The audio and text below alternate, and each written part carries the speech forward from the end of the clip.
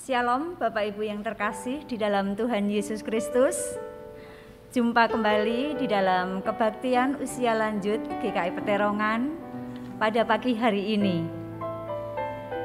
Nanti akan disampaikan oleh Ibu Deslana dengan tema Makin Tua, Makin Hidup Beriman. Sebelum kita mulai ibadah kebaktian pada pagi hari ini, mari kita bersama-sama untuk menyanyikan Tetaplah Berkarya.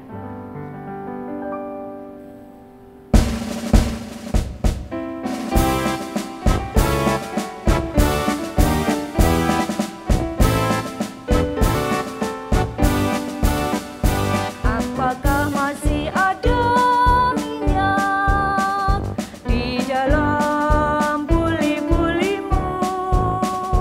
Jagalah agar tetap menyala pelita di hatimu. Janganlah sampai padam di jalan, penuhilah buli-bulimu.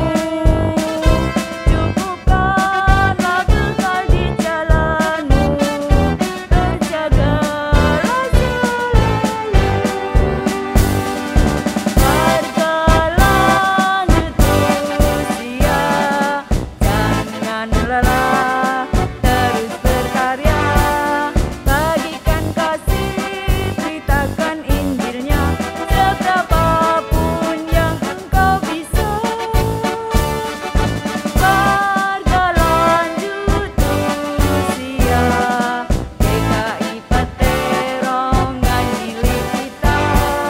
Warga lanjut usia, siap diutus olehnya.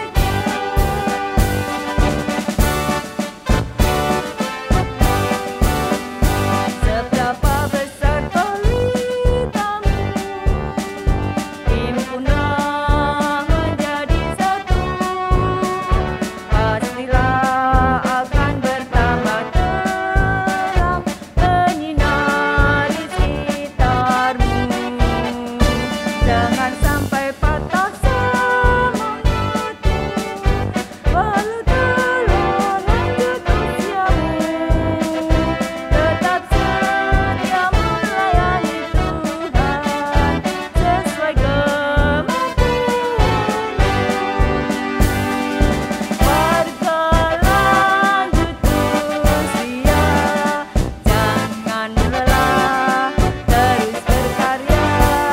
Bagikan kasih, beritakan Injilnya, seberapapun yang engkau bisa.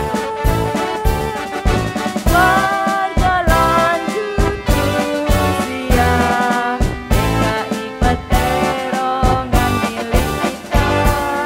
Warga lanjut usia, siap diutus olehnya.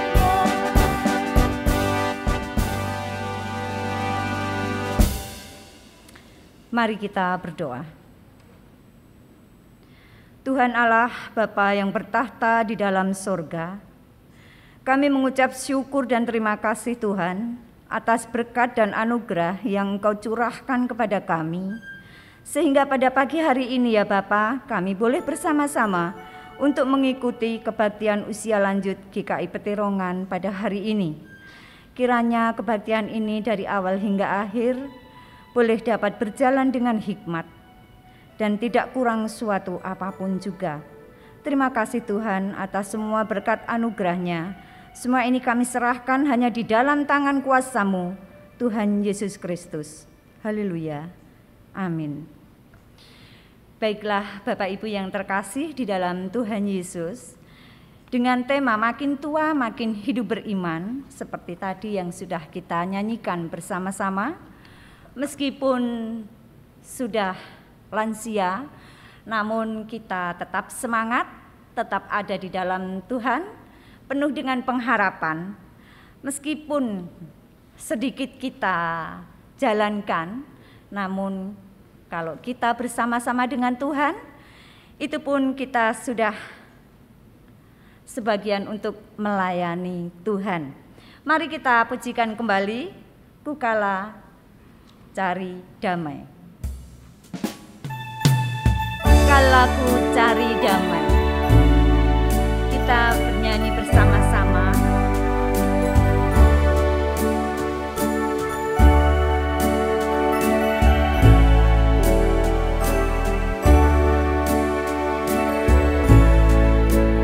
Kalaku cari damai, hanya ku dapat dalam Yesus.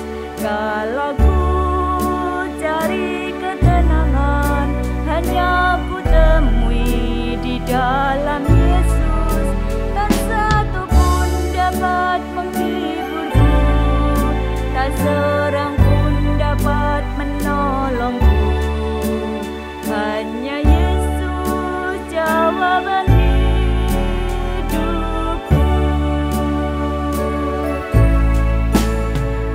Lagu cari damai, hanya ku dapat dalam Yesus. Kalau ku cari ketenangan, hanya ku temui di dalam Yesus. Tak satu pun dapat menghiburku, tak seorang pun dapat menolongku. Hanya Yesus jawaban hidupku. Bersama Dia hatiku damai, walau dalam lembah kekelaman. Bersama Dia hatiku tenang, walau hidup penuh tantangan. Tak satu pun dapat menghiburku, tak seorang pun dapat menolongku. Hanya Yesus jawaban hidupku.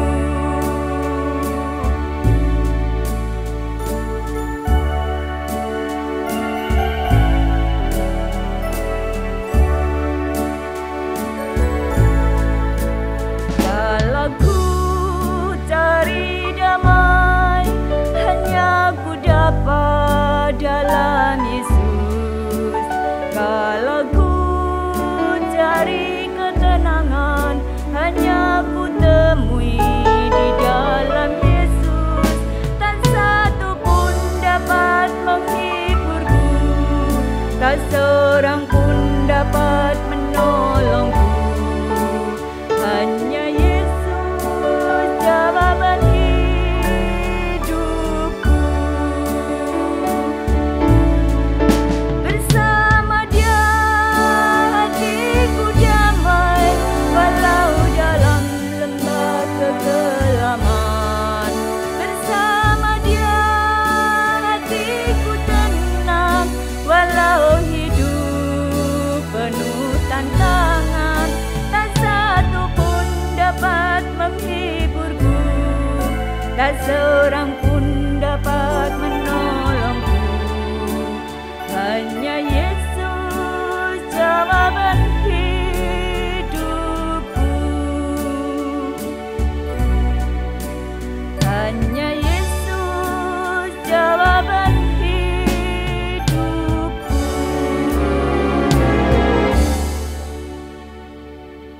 Mari Bapak Ibu, kita persiapkan hati kita untuk mendengarkan firman Tuhan yang akan disampaikan oleh Ibu Deslana.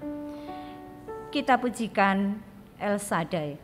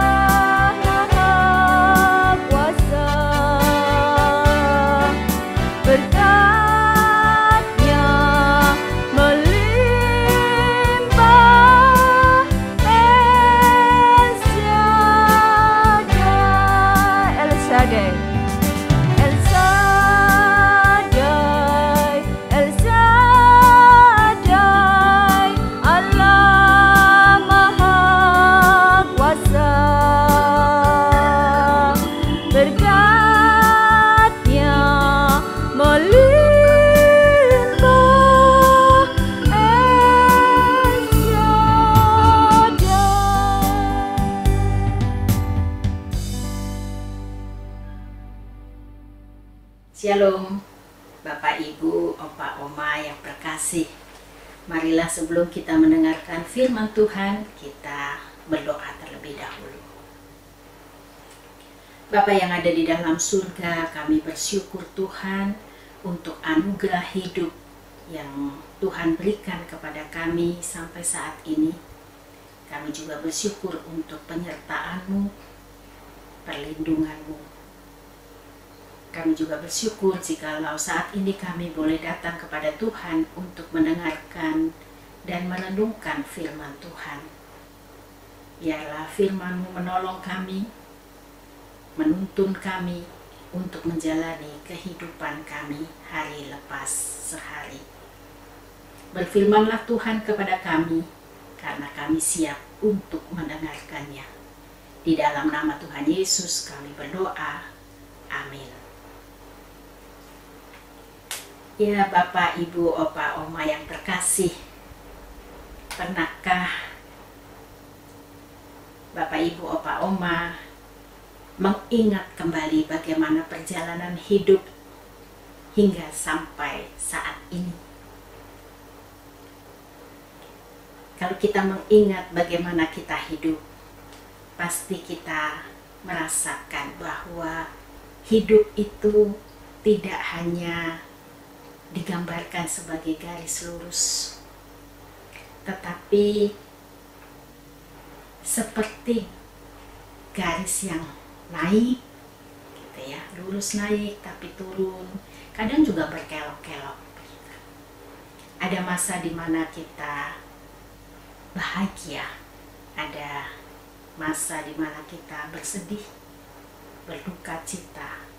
Ada masa di mana kita merasakan kegembiraan yang luar biasa, merasa mendapat berkat yang luar biasa. Tetapi kadangkala kita pun merasa hidup kita penuh dengan kesengsaraan dan penderitaan. Nah, apakah Bapak, Ibu, Opa, Oma juga mengingat bagaimana perasaan kita atau sikap kita ketika kita menjalani kehidupan yang seperti itu? Kadangkala kita menjadi terkejut bahwa ternyata saya sudah hidup selama puluhan tahun. Rasanya baru kemarin kita menjalani hidup yang masih dalam usia yang muda gitu ya. Tetapi kita jadi terkejut sendiri, ternyata usia kita sudah puluhan tahun. Nah, pada saat ini tema kita adalah makin tua makin hidup beriman. Menjadi tua itu adalah suatu hal yang pasti. Tidak ada satupun orang yang bisa menghindari untuk menjadi tua. Tidak ada orang yang usianya makin muda, tetapi setiap orang usianya akan semakin bertambah tua. Tetapi bagaimana kita menjalani kehidupan kita yang semakin tua itu? Itu adalah sebuah pilihan. Apakah kita akan memilih hidup yang penuh dengan kesengsaraan, atau kita bersuka cita senantiasa sekalipun kita mengalami sebuah masalah? Demikian juga makin tua, makin hidup beriman. Itu juga sebuah pilihan. Apakah kita mau menua dengan semakin beriman kepada Tuhan, ataukah kita justru menjauh dari Tuhan, atau bahkan meninggalkan Tuhan? Sebagai dasar perenungan kita akan membaca dari Yohanes 14 ayat 25 sampai 26. Demikian. Semuanya itu kukatakan kepadamu selagi aku berada bersama-sama dengan kamu. Tetapi penghibur, yaitu Roh Kudus, yang akan diutus oleh Bapa dalam namaku, dialah yang akan mengajarkan segala sesuatu kepadamu dan akan mengingatkan kamu akan semua yang telah kukatakan kepadamu. Perkataan Tuhan Yesus ini disampaikan sebelum Tuhan Yesus naik ke atas surga. Melalui apa yang disampaikan ini ada 3 poin yang dapat kita pelajari yang berguna bagi kehidupan kita. Yang pertama adalah bahwa ketika Tuhan Yesus akan naik ke atas surga meninggalkan para murid, Tuhan memberikan janji penyertaannya, yaitu dengan memberikan Roh Kudus, penghibur. Roh Kudus di dalam bahasa aslinya, bahasa Yunani yang dipakai untuk menuliskan Perjanjian Baru, disebut sebagai Parakletos. Parakletos itu adalah dipanggil, artinya dipanggil untuk menolong, menasehati. Jadi Tuhan Yesus tahu bahwa dia tidak akan bersama para murid kembali. Tetapi Tuhan Yesus tidak meninggalkan para murid demikian saja, tetapi Tuhan Yesus mengirimkan seorang penolong bagi para murid, yaitu Roh Kudus yang dipanggil untuk menolong dan menasehati para murid. Jadi Tuhan memberikan janji penyertaannya kepada para murid di dalam menjalani kehidupannya. Tinggal sekarang, apakah janji penyertaan Tuhan itu kita percaya atau tidak? Sikap kita terhadap janji penyertaan dari Tuhan itu menentukan bagaimana kita menjalani kehidupan kita. Nah, di dalam 2 Korintus 4 ayat 8 sampai 14, di situ Paulus menceritakan pengalamannya yang berat dan penuh dengan penderitaan. Paulus menceritakan bagaimana kehidupan pelayanannya tidak berjalan dengan mulus dan tidak mudah. Ada banyak tantangan dan juga ancaman yang harus dia hadapi. Di situ dituliskan bahwa di ayat 8 dan 9, dalam segala hal kami ditindas, namun tidak terjepit. Kami habis akal, namun tidak putus asa.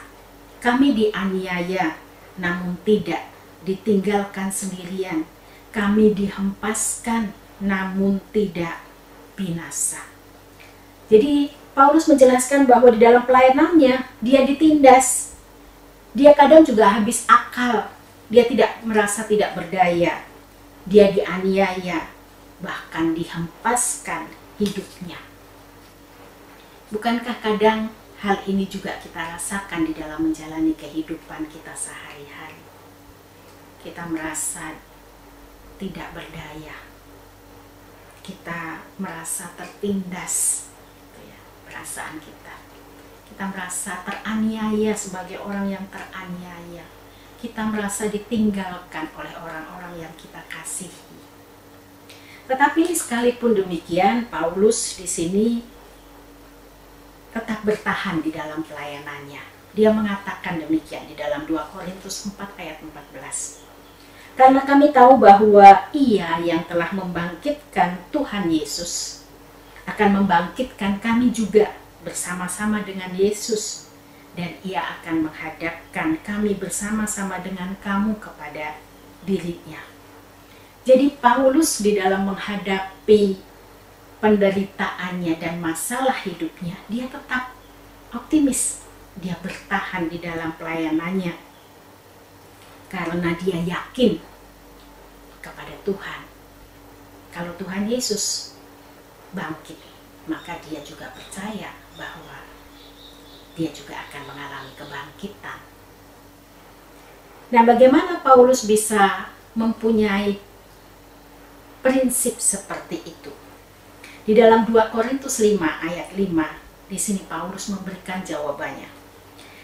Dikatakan di situ, tetapi Allah lah yang justru mempersiapkan kita untuk hal itu dan yang mengaruniakan roh kepada kita sebagai jaminan segala sesuatu yang telah disediakan bagi kita.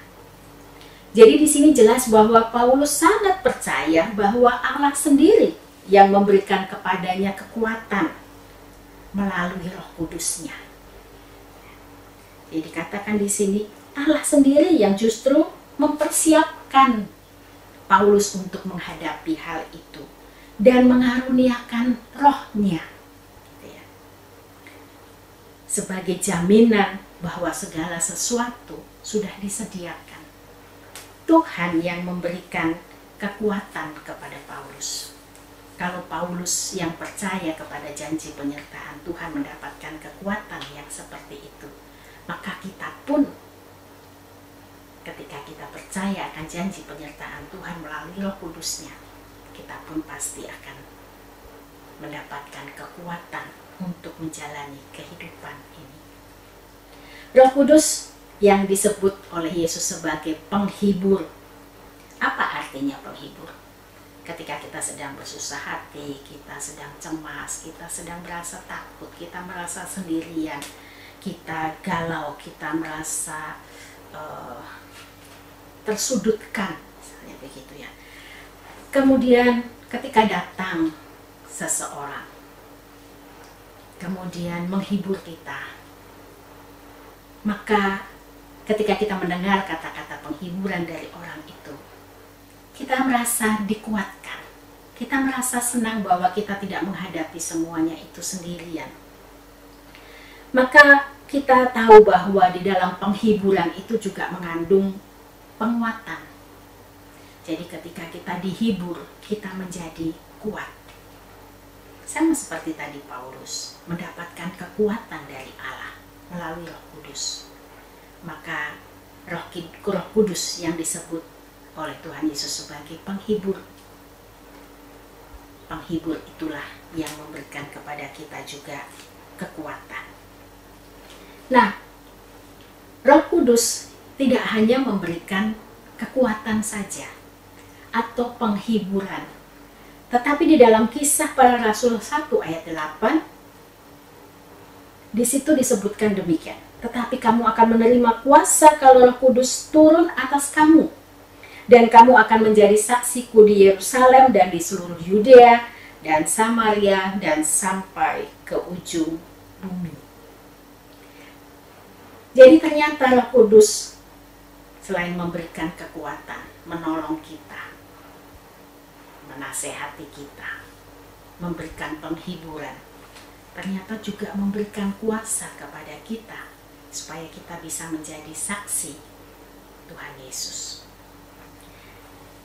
Di dalam bacaan selanjutnya di dalam Kisah Para Rasul diceritakan tentang bagaimana Petrus ketika mengalami curahan Roh Kudus. Petrus yang ketika Tuhan Yesus ditangkap, dia menyangkali, dia mengatakan dia tidak mengenal Tuhan Yesus, padahal dia begitu punya relasi yang dekat dengan Tuhan Yesus. Tapi dia menyangkali bahwa dia mengenal Tuhan Yesus. Bahkan di dalam keputusasaannya, dia kembali kepada pekerjaannya yang lama menjadi seorang nelayan. Tetapi ketika kemudian Roh Kudus dicurahkan, maka kemudian Petrus berbalik menjadi seseorang yang penuh dengan keberanian. Dan dengan kuasa dari Roh Kudus itu, maka kemudian Petrus bisa berkata-kata penuh kuasa, dia bersaksi tentang Tuhan Yesus. Dan melalui kesaksiannya, kira-kira 3.000 orang bertobat dan percaya kepada Tuhan Yesus. Jadi di sini kita melihat bagaimana hidup yang dipimpin oleh Roh Kudus memberikan kekuatan dan semangat baru bagi orang percaya yang mengikut Kristus. Maka kalau kita juga percaya kepada janji penyertaan Tuhan Yesus melalui Roh Kudus yang dicurahkan kepada kita, maka kita pasti akan kuat di dalam menjalani kehidupan ini, dan kita juga punya semangat yang baru untuk mengikut Kristus sampai pada akhirnya. Nah, yang kedua, bahwa di dalam ayat yang kita baca tadi dikatakan bahwa tugas Roh Kudus adalah mengajarkan segala sesuatu kepadamu. Jadi, Roh Kudus tidak hanya menghibur, memberi kekuatan, memberikan kuasa, tetapi Roh Kudus mengajarkan kepada kita. Apa yang diajarkannya? Ya, apa yang menjadi perintah Tuhan Yesus. Tuhan Yesus mengatakan bahwa barang siapa mengasihi aku, maka dia pasti melakukan firman-Ku. Nah, kalau kita mengasihi Tuhan Yesus, percaya pada janji penyertaan-Nya, maka ketika kita menghadapi masalah, Roh Kudus akan mengajarkan kepada kita apa yang menjadi kehendak Tuhan untuk kita lakukan. Bagaimana kita berkata-kata, bagaimana apa yang harus kita dengar, apa yang harus kita lihat, apa yang harus kita ucapkan, apa yang harus kita lakukan. Roh Kudus yang akan mengajarkannya kepada kita. Luar biasa bukan bahwa Tuhan Yesus di dalam janji penyertaan-Nya begitu menganugerahkan pertolongan yang luar biasa di dalam kehidupan kita, dan kita tidak akan merasa sendirian untuk menjalani kehidupan ini. Yang ketiga, di sini dikatakan bahwa Roh Kudus akan mengingatkan kamu akan semua yang telah kukatakan kepadamu. Yang kedua tadi, Roh Kudus berfungsi untuk mengajarkan. Sedangkan yang ketiga, Roh Kudus mengingatkan kepada kita apa yang sudah dikatakan oleh Tuhan Yesus, firman Tuhan.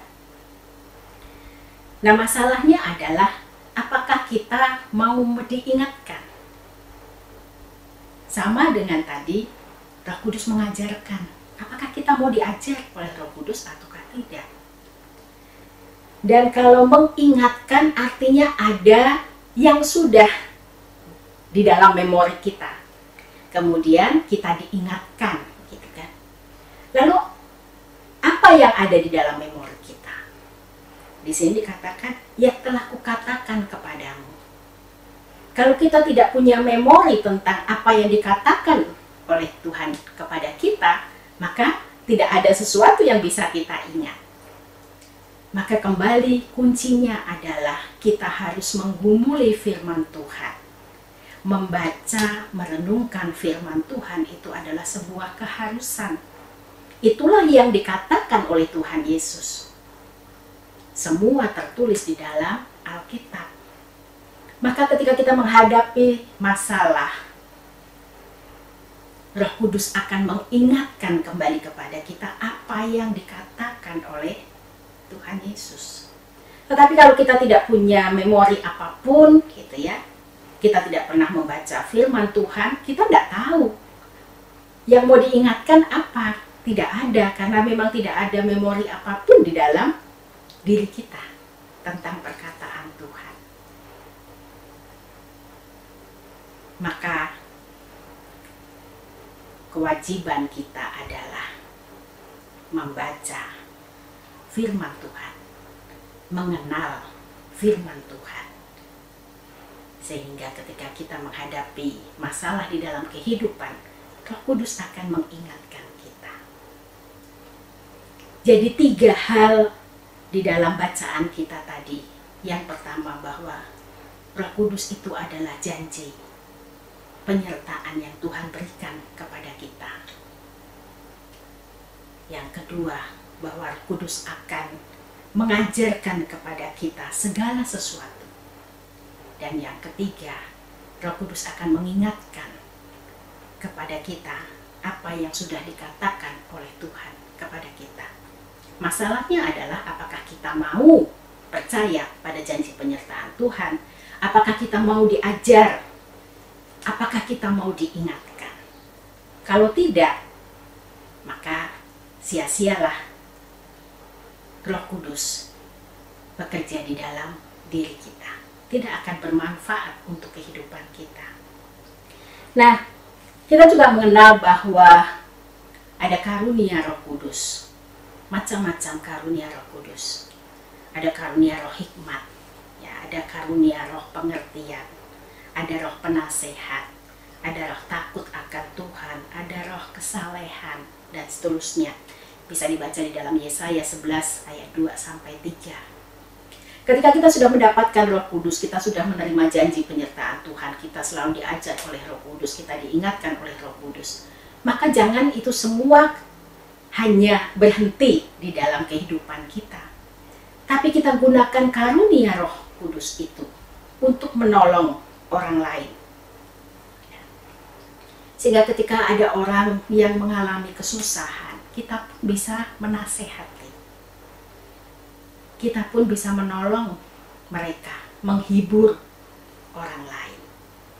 Sehingga dengan demikian ketika kita melakukan itu semua, kita berbagi kepada orang lain, maka kita bisa menjadi saksi Tuhan. Dan hidup kita bisa menjadi panutan buat orang lain, menjadi teladan bagi orang lain. Bahwa ternyata ketika kita menjadi pengikut Kristus, kita bisa menjadi berkat buat orang lain. Jangan justru kita menyusahkan orang lain, tetapi kita belajar untuk berbagi karunia roh yang Tuhan sudah berikan kepada kita untuk menolong orang lain, menjadi berkat bagi orang lain. Sehingga dengan demikian nama Tuhan bisa dipermuliakan. Jadi Bapak, Ibu, Opa, Oma yang terkasih, makin tua, makin hidup beriman, itu sebenarnya bukan hal yang terjadi secara otomatis, melainkan ada hal-hal yang harus diupayakan. Yaitu yang pertama, kita harus percaya pada janji penyertaan Tuhan melalui Roh Kudus-Nya. Sehingga di dalam menghadapi kesukaran ataupun kesusahan hidup, kita menyadari bahwa Roh Kudus itu tinggal di dalam diri kita untuk menghibur dan menguatkan kita. Kita tidak ditinggalkan sendirian. Dan yang kedua, kita mau diajar oleh Roh Kudus. Yang ketiga, yang kedua ya, mau diajar oleh Roh Kudus. Yang ketiga, mau diingatkan oleh Roh Kudus. Dan marilah kita saling menasehati untuk saling mengingatkan sesuai dengan karunia hikmat yang dikaruniakan oleh Roh Kudus kepada kita. Sehingga dengan demikian kita boleh menjadi orang-orang yang patut untuk diteladani sebagai pengikut Kristus. Amin. Mari kita berdoa.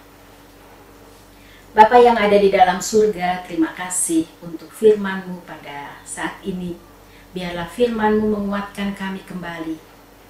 Jikalau Tuhan sudah mengaruniakan Roh Kudus di dalam kehidupan kami, dan kami percaya akan janji penyertaan Tuhan ini, biarlah ini menguatkan kami bahwa ketika kami menghadapi kehidupan ini, kami tidak ditinggalkan Tuhan sendirian.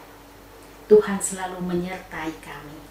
Tuhan memberikan kekuatan, penghiburan, pertolongan di dalam setiap masalah kehidupan kami. Dan biarlah Tuhan juga menolong kami untuk mau diajar oleh Roh Kudus dan diingatkan akan firman Tuhan di dalam hidup kami.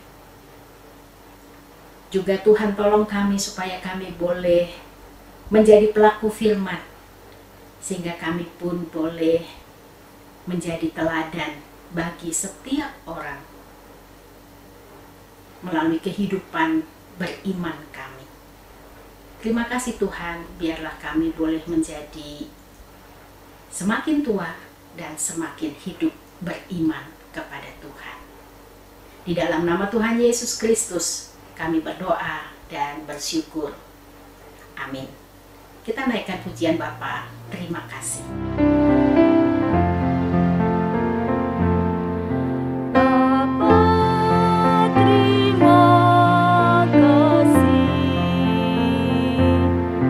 Bapa, terima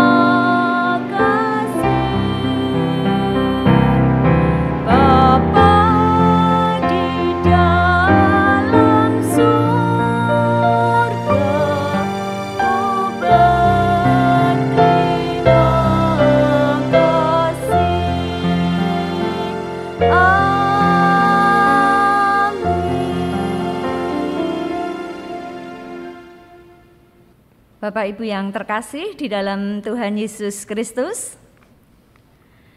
ada pengumuman sedikit, yaitu kita akan bertemu kembali di tanggal 12 Juni 2021 dengan tema Tetap Bersaksi Meskipun Tua. Akan dilayani oleh Ibu Pendeta Rinta. Tuhan Yesus memberkati.